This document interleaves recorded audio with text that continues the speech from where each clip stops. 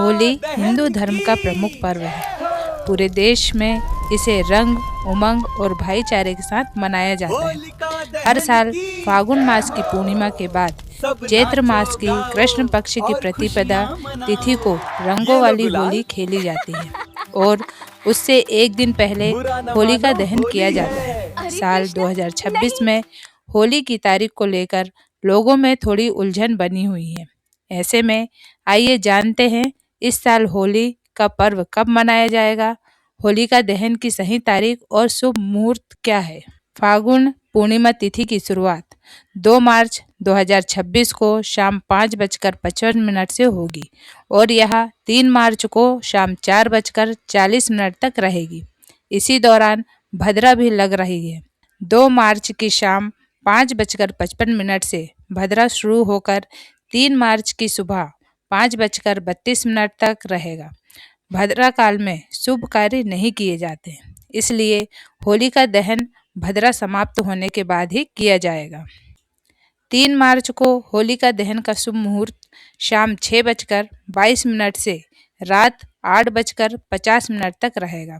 इसी समय विधि विधान से पूजा और होलिका दहन करना शुभ माना गया है। इसी पूर्णिमा में चंद्र ग्रहण का प्रभाव भी रहेगा। चलिए जानते हैं यह कब से कब तक रहेगा।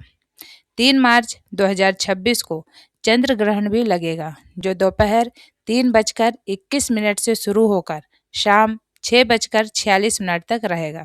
यह ग्रहण भारत में दिखाई देगा। ग्रहण का सूतक काल सुबह 6:20 से शुरू हो जाएगा। इसी कारण 3 मार्च को रंग खेलने की परंपरा नहीं होगी और 4 मार्च को रंग भरी होली मनाई जाएगी। होलाष्टक 24 फरवरी 2026 से शुरू होकर 3 मार्च 2026 तक रहेगा। इस दौरान विवाह और अन्य मांगलिक कार्य नहीं किए जाते। वहीं रंग भरी एकादशी 27 फरवरी 2026 को मनाई जाएगी। आइए जानते हैं होलिका दहन की पूजा कैसे करें।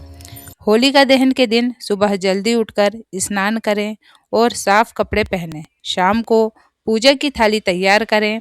दहन स्थल पर जाकर पूर्व या उत्तर दिशा की ओर मुख कर कर बैठें। होलिका को उपलों की माला अर्पित करें।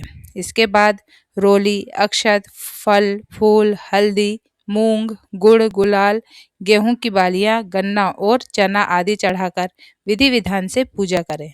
आइए अब मैं आपको बताती हूँ होलिका दहन के पश्चात किए जाने वाले खास उपाय।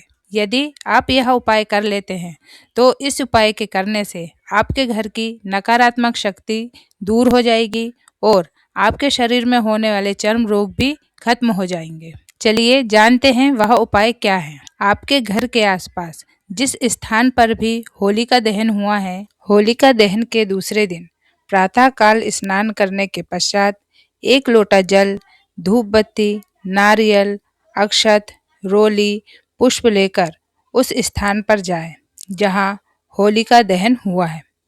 उस स्थान पर विधि विधान से पूजा करने के बाद थोड़ी सी होली की राख एक बर्तन में उठाकर ले आएं।